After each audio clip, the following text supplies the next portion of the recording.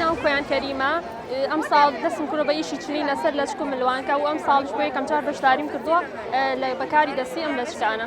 ئەم ساڵ کەوکو خۆم دەستم کردووە بەم ئیشە و دواترش لە ڕێی پێیجەکانەوە کە بڵاوکرا فیستیڤاڵی شارە سوور دەکرێت ساڵانە لە سوێتینۆدا ئەم ساڵنیش بڕیارمیا بەشداری بکەم. خۆی بوونی ئەم جۆرە فیستیڤاڵە گەر ساڵانە جارێکیش بێ شتێکی گرنگە بۆیە هەموو خاوەن کارە و خانمانەی کە لە ماڵی ئیشی دەستێکم بتوانن بێن بەرەمەکانی خۆیان بناسێن و خەڵکیش کڕیارێکی کەمیشیان هەر هەبێ باشترە لەوەی لە ماڵەوە بن. بەڵێ چ وەکو خانمان چۆگوانش کە تازە دەرچووی زانکۆن وەکو ئێمە تەخەڕوجیان کڕۆ هەوڵدەن ئیشێکی دەستی فێر بن بۆ ئەوەی بتوانن سوودێکی مادی کەمیش بێ ئیسفادەیەکی لێ بکەن و بتوان لە جۆرە پێشانگەی ئاواهی بەشداری بکەن. من نام ڕێما هادیە دەرچووی بەشی کۆلێژی ئەندازیاریم لە ساڵ 2009 خارێکی کاری دیزاینی جلوبەرگی کوردی و دروستکردنی ئەکسسواراتن. ئێمە وەکو خانمانی ئەم قەزایە ساڵانە لە یەکەم ڕۆژی پاییزە هەڵەسین بە ئەنجامدانی فستیڤاڵێک بە ناوی فستیڤاڵی پاییزە. بە خۆشبەختانە ئەم ساڵە 4 ساڵی پار بەشداربووی زۆرمان هەیە و جگەر لەوە تەنها هەر خانم بەشدار نییە کۆمەڵێک پیاویشمان لەگەڵای ئەوانیش بە بەرەبوومی خۆماڵی و کاری جۆرا و جۆر بەشدارە. وە گرنگی ئەم فستیڤاڵانە بۆ ئێمە زۆر باشە لەبەرەوەی ئەتوانین لە ڕێگەی ئەمەوە وەکو بازاڕێک وایە بەرهەمەکانمان ساختکەینەوە و مشتریەکانیشمان ڕوبەڕوو ئەبینین لە نزیکەوە ئەزانین کە ئەوان خواست و داواکاری چیان هەیە لەسەر کارەکان.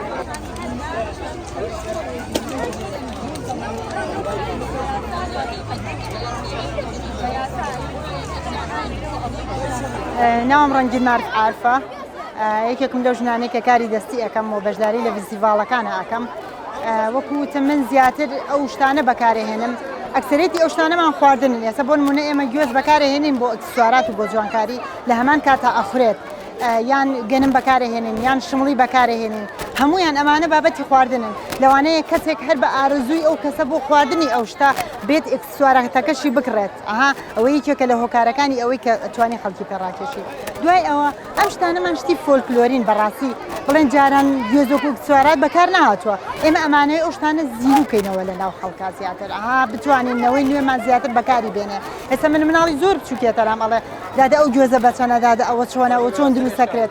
یعنی ئەوە بۆ خۆی من تەمەتوعێکی پێوەکەم لە دروستکردن یان لە بەکارهێنانی هەم شتێکی خاوێن و تەندروست و پاکە هیچ هینێکی نییە بۆ دەوروبەر و بۆ تەندروستی کەس ئەتوانێت کابرا بەکاری بێنێ بۆ ناو سیارەیە بۆ جوانکاریە بۆ ماڵەوە هەم لە هەمان کاتا گوێزی شەفرێت ئتر لەبەر ئەو چەند هۆکارەیە.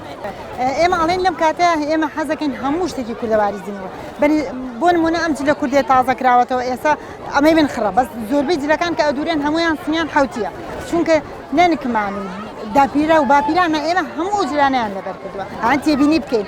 اینجا بەکارهێنانی مێخەک لەوانەیە 56 ساڵ لەمەوە پێش بەکارهات بەس ئێمە ئەمانەوە زیینی وکەینەوە چونکە ئەو مناڵانە ئێستامانێمە و شتانە نازانن بەڵام کە من و تۆ ئەو ئێتیمامی پێ حتممە مناڵەکەش هەستەکات ئەمە شتێکی باش و شتێکی جوانە بەکاریە هێنێت یا لەوانەیە هەوڵ با دروستی کات یا لەوانەیە هەوڵ با ئیشی تیا بکات.